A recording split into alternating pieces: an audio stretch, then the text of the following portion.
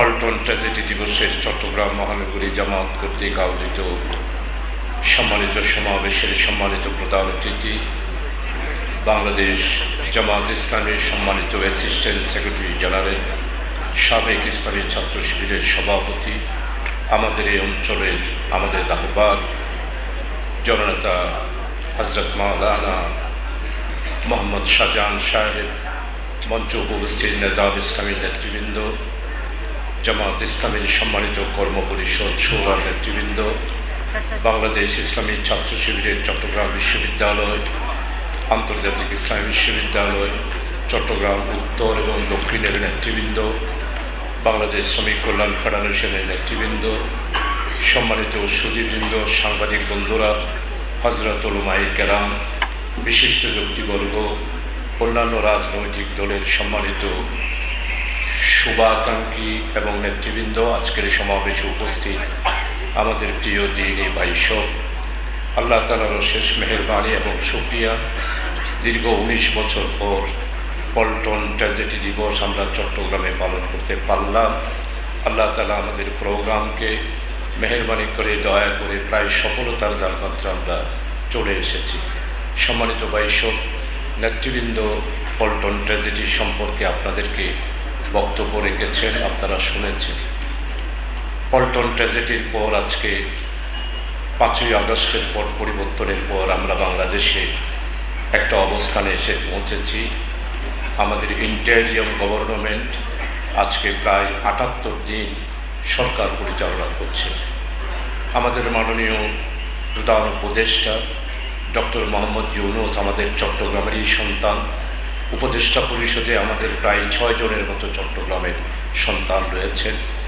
সম্মানিত প্রধান উপদেষ্টা ঘোষণা করেছেন ফ্যাসিস্ট সরকার তাদের কর্মকাণ্ডের জন্য যতক্ষণ পর্যন্ত বিচার শেষ হবে না, এই ফ্যাসিস্ট দল এবং ফ্যাসিস্ট সরকার আর বাংলাদেশে রাজপথে নামতে পারবে না। এর এই ধারাবাহিকতায় একটি ছাত্র সংগঠন যার নাম ছাত্রলীগ, তাদেরকে নিষিদ্ধ ঘোষণা করা হয়েছে। আমরা বাংলাদেশ জামাত ইসলামী পল্টনের এই ট্র্যাজেডি, আমাদের প্রিয় ভাইয়েরা শাহাদাত বরণ করেছেন, এই শহীদদের জানাজা পড়িয়েছেন সাবেক আমিরে জামাত মাওলানা মতিউর রহমান নিজামী। শহীদ পরিবারে গিয়েছিলেন আল্লামা হযরত মাওলানা দেলওয়ার হোসেন সাইদি। সেই দিন আল্লামা হযরত মাওলানা দেলওয়ার হোসেন সাইদি জানাজার মাঠে কেঁদে কেঁদে বলেছিলেন, হে আল্লাহ, এই শহীদ ভাইয়েরা যেই জন্য রক্ত দিল, বাংলাদেশে সেই রক্তকে তুমি বৃথা যেতে দিও না। বাংলাদেশে আজকে কল্যাণময় ইসলামী রাষ্ট্র তুমি আমাদেরকে দান করো। প্রিয় ভাই সব, আজকে এই বিদায় লগ্নে, এই বিদায় ভাষণে আপনাদের খেদমতে আরজ করব। আজকে এই ইন্টেরিয়র গভর্নমেন্টকে দত্ত করার জন্য একটি গোষ্ঠী উঠে পড়ে লেগেছে।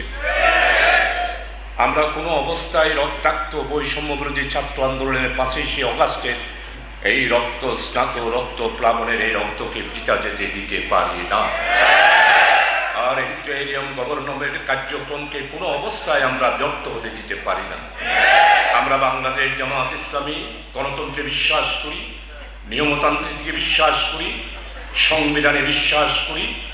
আমরা বাংলাদেশে কোনো ধরনের ভেদাভেদ, হিংসা, বিদ্বেষ, লাঠালাঠি, আমরা এগুলিতে আইন শৃঙ্খলা বিরোধী কোনো কাজে আমরা বিশ্বাস করি না।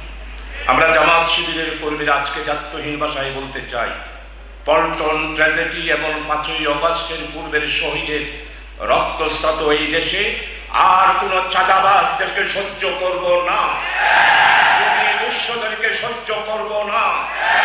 আইন শৃঙ্খলা বিরোধী কোনো কর্মকাণ্ডকে আমরা জামাত শিবিরে বাংলাদেশে এক মুহূর্তের জন্য সহ্য করব না। সপ্তাহে আসুন, বিদায় লগ্নে আমাদের শহীদ ভাইদের রক্তস্নাত এই বাংলাদেশে আসুন।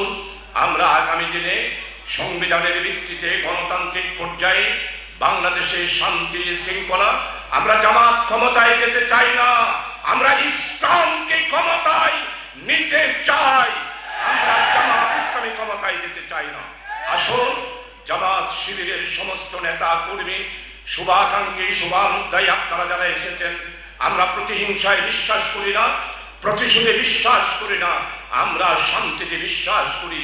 আমাদের নবী মুহাম্মদ রাসূলুল্লাহ সাল্লাল্লাহু আলাইহি ওয়াসাল্লাম ফতেহে মক্কায় যে শিক্ষা আমাদেরকে দিয়েছে, আমরা সেই শিক্ষার আলোকে চট্টগ্রামের প্রতিটা গড়ে গড়ে বিপ্লবের দাওয়াত পৌঁছে দেওয়ার আহ্বান ডেকে আজকের সমাবেশের বিদায় কথা এইখানে শেষ করছি। ওয়া মা তৌফিক ইল্লা বিল্লাহ। আসসালামু আলাইকুম।